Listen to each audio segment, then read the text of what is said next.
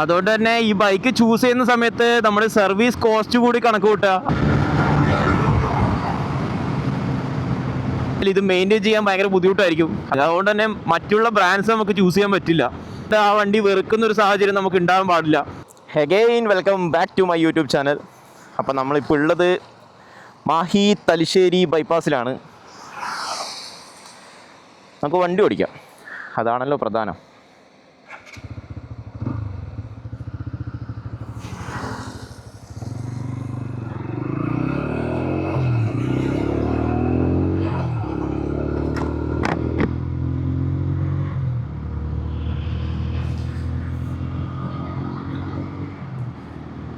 അപ്പോൾ നമ്മുടെ ഇന്നത്തെ ടോപ്പിക് എന്നല്ലെങ്കിൽ സംസാര വിഷയം എന്ന് പറയുന്നത് നമ്മുടെ സ്വന്തം TVS RTX 300നെ കുറിച്ചാണ്. അതായത് നമ്മുടെ ഇൻഫ്ലുവൻസേഴ്സ് ബൈക്ക് എന്നറിയപ്പെടുന്ന TVSൻ്റെ RTX 300 എന്ന് പറഞ്ഞ മോഡൽ. ഇതിന് മെയിനായിട്ട് ഇൻഫ്ലുവൻസേഴ്സ് ബൈക്ക് എന്ന് പേര് വരാൻ തന്നെ കാരണം ഇപ്പോഴും നമ്മുടെ നാട്ടിൽ ഈ ബൈക്ക് ഒന്ന് ടെസ്റ്റ് ഡ്രൈവ് ചെയ്യാത്ത അല്ലെങ്കിൽ നേരിട്ട് കാണുകയും ചെയ്യാത്ത ഒരുപാട് ആൾക്കാരുണ്ട്. അതായത് ബുക്ക് ചെയ്ത ആൾക്കാർ പോലും ഇന്നേ വരെ ആയിട്ട് ഈ ബൈക്ക് നേരിട്ട് കാണാത്ത ഒരുപാട് ആൾക്കാരുണ്ട്. അതിൻ്റെ മെയിൻ കാരണം എന്ന് പറയുന്നത് ഇപ്പോഴും നമ്മുടെ ഇപ്പോൾ ഷോറൂംസിലൊന്നും ഇതിൻ്റെ ഒരു ഡെമോ ബൈക്ക് അല്ലെങ്കിൽ ടെസ്റ്റ് ഡ്രൈവ് ബൈക്ക് എന്ന് പറഞ്ഞിട്ട് അവൈലബിൾ ആയി തുടങ്ങിയിട്ടില്ല. അത് തന്നെയാണ് മെയിൻ ഇതിൻ്റെ കാരണം. ഇതിൻ്റെ വെയിറ്റിംഗ് പീരീഡ് എന്ന് പറയുന്നത് ഏകദേശം ഒരു 4 മാസം മുതൽ 6 മാസം വരെയാണ് ഇതിൻ്റെ ഒരു ബുക്കിംഗ് വെയിറ്റിംഗ് പീരീഡ് എന്ന് പറയുന്നത്.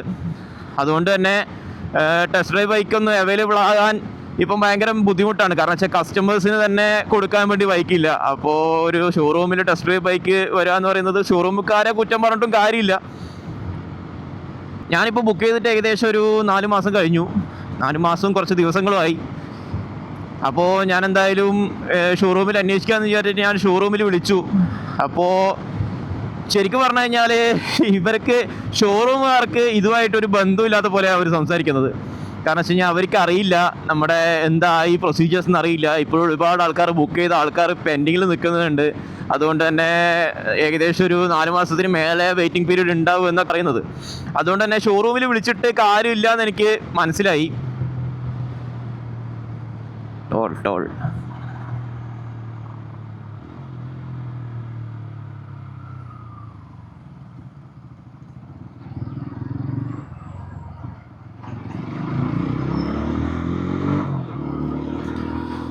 റോഡിലൂടെ ഓടിച്ച് അവസാനം ടോൾ കൊടുക്കാതെ പോകുമ്പോൾ കിട്ടുന്നൊരു ഹാപ്പിനെസ് ഇല്ലേ, അതൊന്ന് വേറെ തന്നെയാണ്. ഓക്കെ, നമുക്ക് ടോപ്പിക്കിലോട്ട് വരാം. നമ്മൾ പറഞ്ഞതെന്ന് വെച്ച് കഴിഞ്ഞാൽ ഷോറൂമിൻ്റെ കാര്യം. ഷോറൂമിൽ വിളിച്ചിട്ട് കാര്യമില്ല എന്ന് എനിക്ക് മനസ്സിലായി. അതുകൊണ്ട് തന്നെ ഞാൻ TVSനെ ഡയറക്റ്റ് കോൺടാക്ട് ചെയ്യാൻ വേണ്ടിയിട്ട് ഗൂഗിളിൽ നിന്നൊക്കെ തപ്പി TVSൻ്റെ നമ്പർ സംഘടിപ്പിച്ചു. ഞാൻ കോൺടാക്ട് ചെയ്യുന്ന സമയത്ത് ആദ്യം ഒരു ഹിന്ദിക്കാരി എടുത്തു. എനിക്ക് ഹിന്ദി ഒരുപാട് അറിയുന്നത് കൊണ്ട് തന്നെ ആൾ പറയുന്നത് എനിക്കും മനസ്സിലായില്ല, ഞാൻ പറയുന്ന ആൾക്കും മനസ്സിലായില്ല. ഞാൻ എന്നിട്ട് കട്ടാക്കി. പിന്നെ കുറച്ച് ദിവസങ്ങൾ കഴിഞ്ഞിട്ട് ഞാൻ പിന്നെയും വിളിച്ചപ്പോൾ ഒരു ഹിന്ദിക്കാരനാണ് എടുത്തത്. ഞാൻ ഇംഗ്ലീഷിൽ സംസാരിക്കുമ്പോൾ പോലും ആൾ എനിക്ക് ഹിന്ദിയിലാണ് മറുപടി വരുന്നത്. അതുകൊണ്ട് തന്നെ ഞാൻ പിന്നെയും കട്ടാക്കി. ഒരാഴ്ച കൂടെ കഴിഞ്ഞപ്പോൾ ഞാൻ വീണ്ടും വിളിച്ചപ്പോൾ എനിക്കൊരു ഇംഗ്ലീഷ് അറിയാവുന്ന ഒരാളെ കിട്ടി. അപ്പോൾ ഞാൻ ചോദിച്ചു, ഇതെന്താണ് സംഭവം, ഇത്രയും വെയിറ്റിംഗ് പീരീഡ് ആണല്ലോ, ഇതെന്താണ് നമ്മുടെ അപ്ഡേഷൻസ് എന്തായി, അതൊന്നും അറിയുന്നില്ലല്ലോ. കാരണം വെച്ചാൽ നമ്മൾ സൈറ്റിൽ നോക്കുന്ന സമയത്ത് ഇപ്പോഴും ഇൻവോയ്സ് ജനറേറ്റ് ചെയ്തതായിട്ടോ ഇല്ലെങ്കിൽ അതിൻ്റെ ഒരു ഇതുമില്ല. ബുക്കിംഗ് എടുത്തു എന്നുള്ളത് മാത്രമാണ് നമുക്ക് അതിനകത്ത് കാണാൻ കഴിയുന്നത്.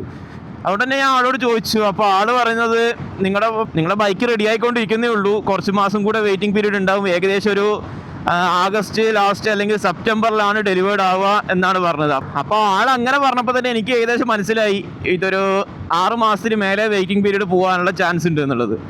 നമുക്കിപ്പോൾ പ്രശ്നമില്ല, നമുക്ക് വെയിറ്റ് ചെയ്യാം. പക്ഷെ ഒരു പുതിയ വണ്ടി നമ്മൾ എടുക്കുന്നു എന്നുള്ള ഒരു ഈ എക്സൈറ്റ്മെൻറ്റ് ദിവസം കഴിയുന്തോറും എനിക്ക് സത്യം പറഞ്ഞാൽ പോയിക്കൊണ്ടിരിക്കുകയാണ്. ഞാൻ ഈ ഒരു വണ്ടിയിലേക്ക് ചൂസ് ചെയ്യാനുള്ള ഞാൻ ഒരുപാട് നാളായിട്ട് ഒരു അഡ്വഞ്ചർ മോട്ടോർ സൈക്കിൾ, അതായത് ടൂറിങ്ങിന് വേണ്ടിയിട്ട് ഒരു ബൈക്ക് എടുക്കുക എന്നുള്ളൊരു പ്ലാനിങ്ങിലായിരുന്നു. ഞാൻ ഒരുപാട് വണ്ടി നോക്കി. പക്ഷെ ഒന്നിക്കലും ബഡ്ജറ്റ് ശരിയാവില്ല, അല്ല എങ്കിൽ അതിൻ്റെ ഫീച്ചേഴ്സ് കാര്യങ്ങളൊക്കെ പ്രശ്നമായിരിക്കും. അപ്പോഴാണ് TVS ഈ വണ്ടി ഷോക്കേസ് ചെയ്യുന്നത്. അപ്പോൾ ഞാനും എൻ്റെ 2 ഫ്രണ്ട്സും ഉണ്ടായിരുന്നു. അപ്പോൾ അവന്മാരും ഇതേപോലെ ഒരു വണ്ടി നോക്കി നടക്കുന്നതായിരുന്നു ടൂർ ചെയ്യാൻ വേണ്ടിയിട്ട്. ഒരാളുടെ മനസ്സിന് മുമ്പേ ഉണ്ടായിരുന്ന എക്സ്പൾസ് 2 ടൺ എടുക്കുക എന്നുള്ളൊരു മൈൻഡിലുണ്ടായിരുന്നു. അപ്പോൾ ഞാൻ പറഞ്ഞു, എന്തായാലും ഈ ഒരു വണ്ടി ഉണ്ടല്ലോ, നമുക്ക് ടെസ്റ്റ് ഡ്രൈവ് അടിച്ച് നമുക്ക് ഇതന്നെ മൂന്നാൾക്കും ഒരുപോലെ വണ്ടി എടുക്കാന്നുള്ള രീതിയിൽ നമ്മൾ മൂന്നാളും ഷോറൂമിൽ വന്ന് ബുക്ക് ചെയ്തു. ഒരുത്തൻ പറഞ്ഞു BTO വേരിയൻ്റ് ആണ് വേണ്ടതെന്ന് പറഞ്ഞു. ഞാൻ ടോപ്പ് എൻഡ് വേരിയൻ്റ് ആണ് ഇതാക്കിയത്, അതായത് മിഡിൽ വേരിയൻറ്റ്. ഇതിൻ്റെ 3 വേരിയൻസ് ആണ് ഉള്ളത്. ഒന്ന് ബേസ് വേരിയൻറ്റ്, രണ്ടാമത്തത് ടോപ്പ് വേരിയൻറ്റ്, അതിന് മേലെ BTO വേരിയൻറ്റ്, അതായത് ബിൽഡ് ടു ഓർഡർ എന്നുള്ള വേരിയൻറ്റ്. അപ്പോൾ ഞാൻ എന്തായാലും ടോപ്പ് വേരിയൻറ്റ് ചൂസ് ചെയ്തു. എൻ്റെ കൂടെയുള്ളവരും ടോപ്പ് വേരിയൻറ്റ് ചൂസ് ചെയ്തു. ഒരുത്തൻ BTO വേരിയൻറ്റ് ചൂസ് ചെയ്യണമെന്ന് പറഞ്ഞിട്ട് BTO വേരിയൻറ്റ് ബുക്ക് ചെയ്യാമെന്ന് പറഞ്ഞു. അപ്പോൾ ഇതിൻ്റെ ഉള്ള ഡിഫറൻസ് എന്ന് പറയുന്നത്, നമ്മുടെ സാധാരണ ബേസ് വേരിയൻറ്റും ടോപ്പ് വേരിയൻറ്റ് ബുക്ക് ചെയ്യാനാണെങ്കിൽ ഏകദേശം 2000 റുപ്പീസാണ് ഇതിൻ്റെ ബുക്കിംഗ് ചാർജ് എന്ന് പറയുന്നത്, ഏകദേശം 1999. പിന്നെ BTO വേരിയൻറ്റ് ബുക്ക് ചെയ്യണമെങ്കിൽ ഏകദേശം ഒരു 20,000 റുപ്പീസ് ബുക്കിംഗ് ചാർജ് ആവുമെന്ന് പറഞ്ഞു. അപ്പോൾ അവൻ പറഞ്ഞു കുഴപ്പമില്ല, ബുക്ക് ചെയ്യാം എന്നൊക്കെ പറഞ്ഞു. നമ്മൾ ബുക്ക് ചെയ്തു. അവൻ BTO വേരിയൻറ്റ് ബുക്ക് ചെയ്തു. നമ്മൾ രണ്ടാളും ഇതിൻ്റെ ഒക്കെ. അപ്പോഴൊന്നും നമ്മൾ ഈ വെയിറ്റിംഗ് പീരീഡ് പറയുന്നില്ല കേട്ടോ, ഷോറൂമുകാർ വെയിറ്റിംഗ് പീരീഡ് ഒന്നും പറഞ്ഞില്ല. എന്നിട്ട് അവസാനം നമ്മൾ ബുക്ക് ചെയ്തപ്പോൾ അത് നമ്മുടെ തെറ്റുമാണ്. കാരണം വെച്ചാൽ ഫസ്റ്റ് നമ്മൾ ചോദിക്കേണ്ടായിരുന്നു ഇപ്പോൾ എത്ര സമയം കൊണ്ട് ഈ ബൈക്ക് കിട്ടും എന്നുള്ളത്. അങ്ങനെ അവസാനം നമ്മൾ ബുക്കിംഗ് ഒക്കെ കഴിഞ്ഞ് നമ്മൾ ചോദിച്ചു എത്ര മാസമായിരിക്കും ഇതിൻ്റെ ഒരു ബുക്കിംഗ് പീരീഡ് എന്ന് പറയുന്നത്, അതായത് എത്ര മാസം കൊണ്ട് നമുക്ക് വണ്ടി കിട്ടുമെന്ന് ചോദിച്ചു. അന്നേരമാണ് ആൾ പറയുന്നത് ഏകദേശം ഒരു 3 മാസം കൊണ്ടേ നമുക്ക് ബുക്കിംഗ് കിട്ടും. കാരണം വെച്ചാൽ പുതിയ വണ്ടി ആയതുകൊണ്ട് തന്നെ ഒരുപാട് ഡിമാൻഡ്സ് ഉണ്ട്, അതുകൊണ്ട് തന്നെ 3 മാസം വെയിറ്റിംഗ് പീരീഡ് ആണെന്നുള്ളത്. അപ്പോൾ ഞാൻ ഓക്കെ, ഒരു 3 മാസമല്ലേ, കുഴപ്പമില്ല, ഇത്രയും വലിയൊരു ബൈക്കല്ലേ, അപ്പോൾ 3 മാസം വെയിറ്റ് ചെയ്യാന്ന് വെച്ചിട്ട് നമ്മളെല്ലാവരും കൂടി ഇങ്ങോട്ടേക്ക് വന്നു. അങ്ങനെ 1 മാസം കഴിഞ്ഞു, 2 മാസം കഴിഞ്ഞു, ഏകദേശം 2 മാസം കഴിഞ്ഞ് 3 മാസത്തിലേക്ക് അടുക്കാനായി. അപ്പോൾ കൂടുതലുള്ളവന്മാരൊക്കെ ചോദിക്കാൻ, കാരണം വെച്ച് കഴിഞ്ഞാൽ എക്സ്പൾസ് 210 ഏകദേശം ഒരു 2 ദിവസം കൊണ്ട് ഡെലിവറി തരാമെന്ന് പറഞ്ഞാൽ ഇവനെയൊക്കെ പിടിച്ചിട്ടാണ് ഞാൻ RTX ബുക്ക് ചെയ്യിപ്പിച്ചത്. അപ്പോൾ ഇവനൊക്കെ ചോദിക്കാൻ തുടങ്ങി, ഇതെന്താണ് ഇത്രയും മാസമായിട്ട് ഒരു ഇതും ഇല്ലല്ലോ, ഒന്നിക്കൽ ഷോറൂമിൽ നിന്ന് വിളിക്കുകയോ ഇല്ലെങ്കിൽ കമ്പനിയിൽ നിന്ന് വിളിക്കുകയോ അങ്ങനത്തെ ഒന്നും ഉണ്ടായിട്ടില്ലല്ലോ എന്ന് പറഞ്ഞിട്ട് എൻ്റെ അടുത്ത് പറയാൻ തുടങ്ങി. അപ്പോൾ ഞാൻ പറഞ്ഞു എന്തായാലും കുറച്ചുകൂടി വെയിറ്റ് ചെയ്യാന്ന് വെച്ചിട്ട് ഏകദേശം 3 മാസത്തിന് മേലെ നമ്മൾ വെയിറ്റ് ചെയ്തു. 3 മാസം കഴിഞ്ഞിട്ടും ഇതിനെക്കുറിച്ചുള്ള ഒരു അഡ്രസ്സും ഇല്ല. അപ്പോൾ എന്നോട് വന്നിട്ട് അവൻ പറഞ്ഞു ഇതിൻ്റെ ഇത്രയും നാൾ ഇങ്ങനെ ബുക്ക് ചെയ്തിട്ട് നിൽക്കേണ്ട ആവശ്യമില്ല, ഞാൻ എന്തായാലും എക്സ്പൾസ് 210 തന്നെ പോവുകയാണ്, ഞാൻ ഈ ബുക്കിംഗ് ക്യാൻസൽ ചെയ്യാനെന്ന് പറഞ്ഞു. അതായത് BTO ബുക്ക് ചെയ്ത അവൻ. എന്നിട്ട് ഞാൻ പറഞ്ഞു എന്നാൽ പിന്നെ നിൻ്റെ ഇഷ്ടം പോലെ ആയിക്കോ, ഇനി എന്തായാലും ഇത്രയും വെയിറ്റ് ചെയ്ത സ്ഥിതിക്ക് ഇനിയും വെയിറ്റ് ചെയ്യാൻ നിൽക്കണ്ട, കാരണം വെച്ചാൽ എപ്പോഴാണ് കിട്ടുകയെന്നൊന്നും നമുക്ക് പറയാൻ പറ്റില്ല, അതുകൊണ്ട് നീ ക്യാൻസൽ ചെയ്തോന്ന് പറഞ്ഞു. അവസാനം അവൻ ഷോറൂമിൽ പോയിട്ട് ഈ ബുക്കിംഗ് ക്യാൻസൽ ചെയ്യാൻ അവൻ ചോദിച്ചപ്പോൾ പറഞ്ഞു ഇതിൻ്റെ ഫുൾ പേയ്മെൻറ്റ് നമുക്ക് തിരിച്ചു തരാൻ പറ്റില്ല. BTO വേരിയൻറ്റ് ബുക്ക് ചെയ്തത് ക്യാൻസൽ ചെയ്യുന്ന സമയത്ത് ഏകദേശം 10% പിടിച്ചിട്ട് മാത്രമേ ബാക്കി നമുക്ക് പേയ്മെൻറ്റ് ചെയ്യുള്ളൂ എന്ന്. ഇതൊന്നും ഷോറൂമുകാർ ബുക്ക് ചെയ്യുന്ന സമയത്ത് പറഞ്ഞിട്ടുണ്ടായിരുന്നില്ല. അത് ആ എക്സിക്യൂട്ടീവിൻ്റെ പ്രശ്നമാണോ അല്ല നമ്മൾ ചോദിക്കാത്തതിൻ്റെ പ്രശ്നമാണോ എന്നൊന്നും അറിയില്ല. അങ്ങനെ അവന് പോട്ടെ, എന്തായാലും 2000 രൂപയല്ലേ, അത് പോകുന്നുണ്ട് പോട്ടെ എന്ന് വിചാരിച്ച് അവൻ ബുക്കിംഗ് ക്യാൻസൽ ചെയ്തു. നമ്മുടെ എക്സ്പൾസ് 210 പോയി. അവൻ ഡെലിവറി എടുത്തു കേട്ടോ. പിന്നെയുള്ളവന് എന്നോട് ചോദിച്ചു ഇതേപോലെ തന്നെ, അവൻ എക്സ്പൾസ് 210 എടുത്തല്ലോ, ഞാനും ഇത് ക്യാൻസൽ ചെയ്യാൻ പോയാണ്, ഇത് ഇത്രയും വെയിറ്റിംഗ് പീരീഡ് പറ്റൂല, എനിക്ക് ശരിയാവില്ല, പെട്ടെന്ന് തന്നെ എടുക്കണം വണ്ടി എന്നൊക്കെ പറഞ്ഞു. ഓന് വന്നാൽ അത് വണ്ടി ഇല്ല, ഒരു ഫസ്റ്റ് ബൈക്ക് എന്നുള്ള രീതിയിലാണ് അവൻ എടുക്കാമെന്ന് പറഞ്ഞത്. അപ്പോൾ അവൻ പറഞ്ഞു എക്സ്പൾസ് 210 എന്തായാലും എനിക്ക് താല്പര്യമില്ല, അത് ഹീറോൻ്റെ എഞ്ചിനൊന്നും നമുക്ക് താല്പര്യമില്ല, ഞാൻ സുസുക്കി V-Strom എടുക്കാമെന്ന് പറഞ്ഞിട്ട് അവൻ സുസുക്കി V-Stromലേക്കും പോയി. അങ്ങനെ ഇപ്പോൾ ഞാൻ മാത്രമായി ഇതിൻ്റെ ബുക്കിങ്. ഇപ്പോൾ ഏകദേശം 4 മാസം കഴിഞ്ഞു, ഇപ്പോഴും ഒരു കോണ്ടാക്റ്റും ഇല്ല.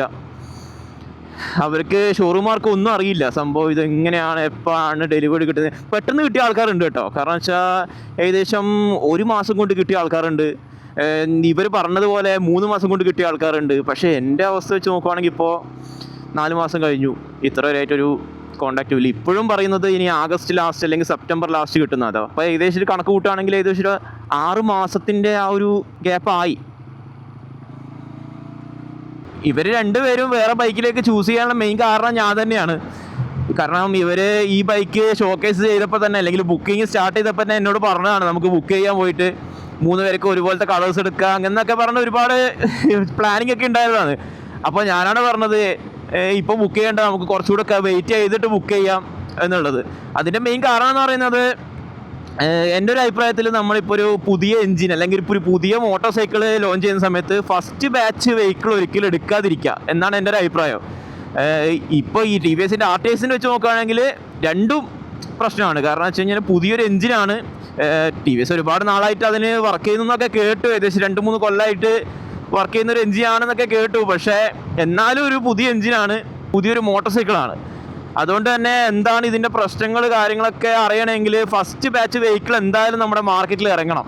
അതുപോലെ തന്നെ ഇപ്പോൾ ഫസ്റ്റ് ബാച്ച് വെഹിക്കിളിന് ഒരുപാട് കംപ്ലയിൻസ് കാര്യങ്ങളൊക്കെ വന്നിട്ടുണ്ടായിരുന്നു. ഇപ്പോൾ ഹീറ്റിങ്ങിൻ്റെ ഇഷ്യൂസ് ആയാലും ഓയിൽ ലീക്കിൻ്റെ കാര്യങ്ങളായാലും അങ്ങനെ ഒരുപാട് ഇഷ്യൂസ് വന്നിട്ടുണ്ടായിരുന്നു. അതൊക്കെ സോർട്ട് ഔട്ട് ചെയ്തെന്നാണ് ഇപ്പോൾ ഉള്ള റിവ്യൂസും കാര്യങ്ങളൊക്കെ നോക്കുമ്പോൾ അറിയാൻ കഴിഞ്ഞത്. അതുകൊണ്ട് തന്നെ ഫസ്റ്റ് ബാച്ച് വെഹിക്കിൾ ഒരിക്കലും എടുക്കാൻ പാടില്ല എന്നുള്ളതുകൊണ്ടാണ് ഞാൻ ബുക്ക് ചെയ്യാൻ ഒരുപാട് ഡിലേ ആയത്. പിന്നെ ഈ ബൈക്കിലേക്ക് പോകാനുള്ള കാരണം എന്ന് വെച്ച് കഴിഞ്ഞാൽ ഇതിൻ്റെ പ്രൈസിങ് തന്നെയാണ്. അതായത് എനിക്ക് തോന്നുന്നു മറ്റൊരു കമ്പനിക്കാരെ കൊണ്ടും ഈ ഒരു പ്രൈസിൽ ഇത്രയും ഫീച്ചേഴ്സ് ഉള്ളൊരു വണ്ടി ചെയ്യാൻ പറ്റുമെന്ന് എനിക്ക് തോന്നുന്നില്ല, ടി വി എസിനല്ലാതെ. അതായത് ഒരു 1.99 lakhs ഇത്രയും ഫീച്ചേഴ്സോട് കൂടിയ, അതായത് ഒരു ബേസ് വേരിയൻറ്റിന് പോലും നോക്കിയാൽ പോലും ക്രൂസ് കൺട്രോൾ ആയാലും ക്വിക്ക് ഷിഫ്റ്റർ ആയാലും കാര്യങ്ങളൊക്കെ ഈ ഒരു പ്രൈസ് റേഞ്ചിൽ കൊണ്ടുവരാമെന്ന് പറഞ്ഞു കഴിഞ്ഞാൽ ഭയങ്കര ഒരു സംഭവം തന്നെയാണ്. അതാണ് ഞാനും ഈ ഒരു ബൈക്ക് മെയിനായിട്ട് ചൂസ് ചെയ്യാനുള്ള കാരണം.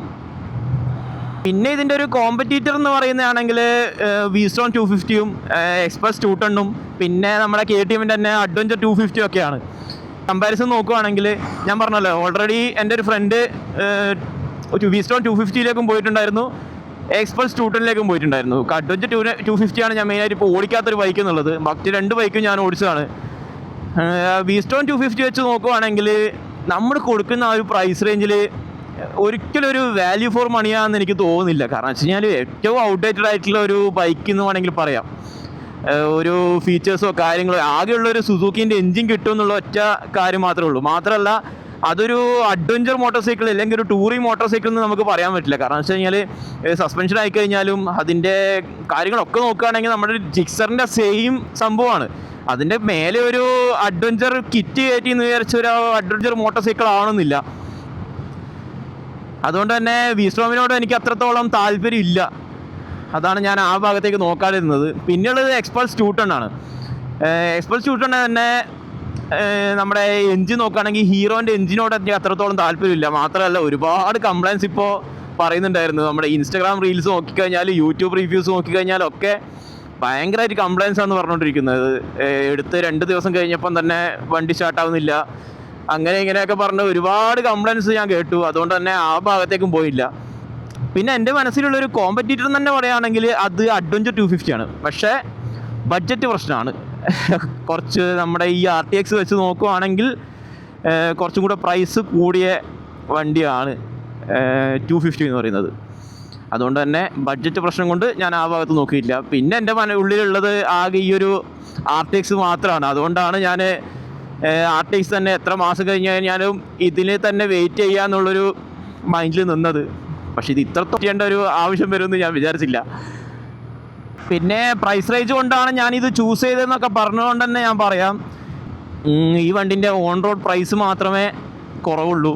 ഇതിൻ്റെ റിവ്യൂസും കാര്യങ്ങളൊക്കെ നോക്കി വെച്ച് നോക്കുമ്പോൾ ഇത് ഈ വണ്ടി മെയിൻറ്റെയിൻ ചെയ്യാൻ അത്യാവശ്യം എക്സ്പെൻസീവ് ആണ് എന്നാണ് എനിക്കറിയാൻ കഴിഞ്ഞത്. കാരണം ഇതിൻ്റെ ഓയിലായിക്കഴിഞ്ഞാലും അല്ലെങ്കിൽ ഇതിൻ്റെ മറ്റ് സർവീസ് ബിൽസ് ആയിക്കഴിഞ്ഞാലും ബ്രേക്ക് പാഡ് ആയിക്കഴിഞ്ഞാലും എല്ലാം അത്യാവശ്യം എക്സ്പെൻസീവ് ആയിട്ടാണ് എനിക്ക് തോന്നുന്നത്. കാരണം ഇതിൻ്റെ ഓയിൽ ഗ്രേഡ് എന്ന് പറയുന്നത് 5W30 അങ്ങനെ എന്തോ ഉള്ളൊരു റയർ ഓയിലാണ്. അതുകൊണ്ട് തന്നെ മറ്റുള്ള ബ്രാൻഡ്സ് നമുക്ക് ചൂസ് ചെയ്യാൻ പറ്റില്ല. TVS തന്നെ ഓയിൽ നമുക്ക് യൂസ് ചെയ്യേണ്ടി വരും. ഇതുവരെ ഞാൻ അങ്ങനെ ഒരു ഓയിൽ ഗ്രേഡ് ഞാൻ ഇതുവരെ കണ്ടിട്ടില്ല കേട്ടോ. ഒന്നിക്കൽ 10W എന്നുള്ള തുടങ്ങുന്ന വിസ്കോസിറ്റി വരുന്ന ഓയിൽസ് കണ്ടിട്ടുണ്ട്, 20W കണ്ടിട്ടുണ്ട്. പക്ഷേ ഒരു 5W എന്നുള്ള രീതിയിൽ ആദ്യമായിട്ടാണ് കാണുന്നത്. കാറിനൊക്കെ കണ്ടിട്ടുണ്ടെന്നല്ലാതെ ബൈക്കിന് യൂസ് ചെയ്യുന്നത് ഇത് ആദ്യമായിട്ടാണ്.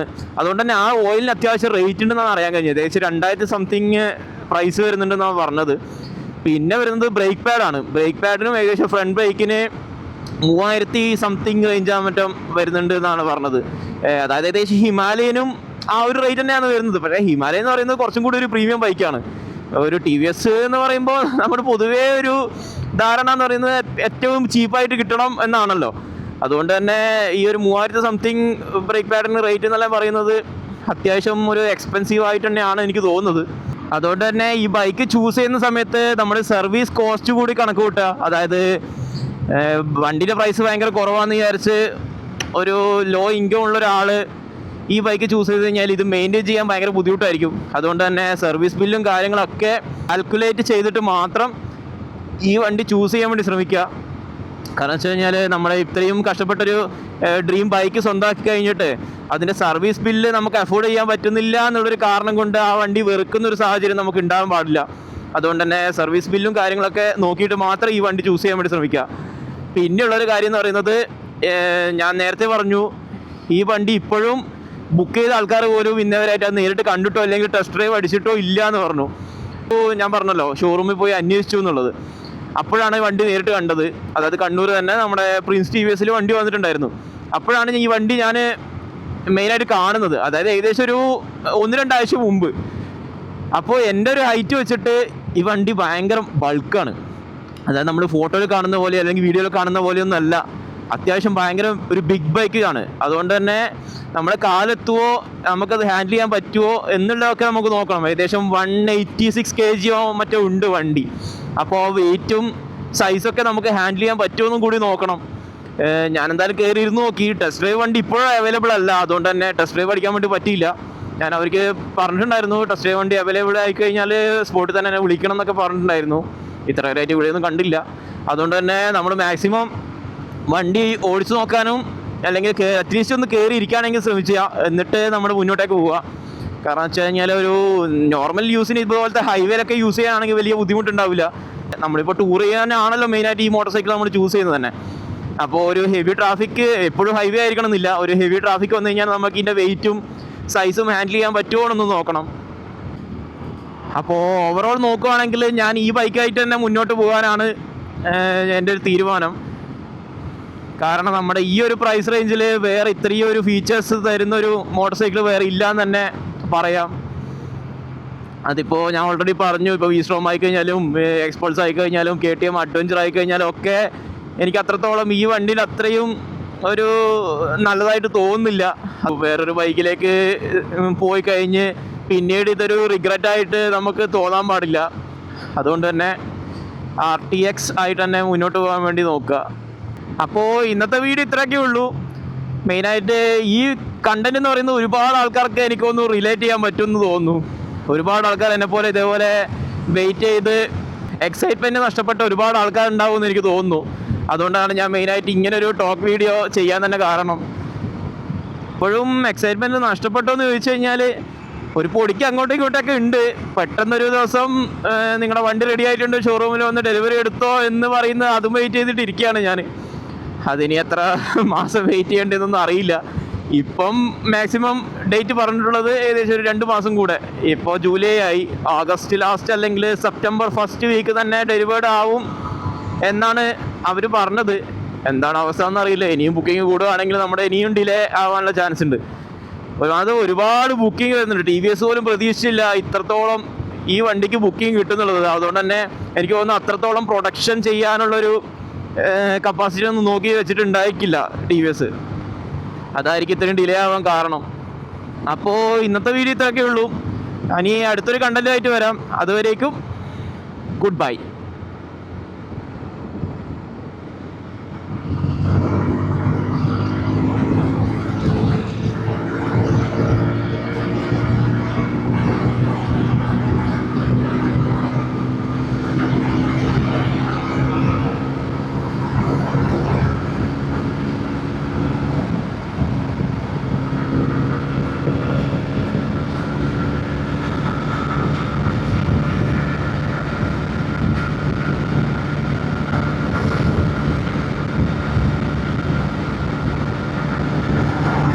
ഉണ്ണേട്ടൻ ഫസ്റ്റ്.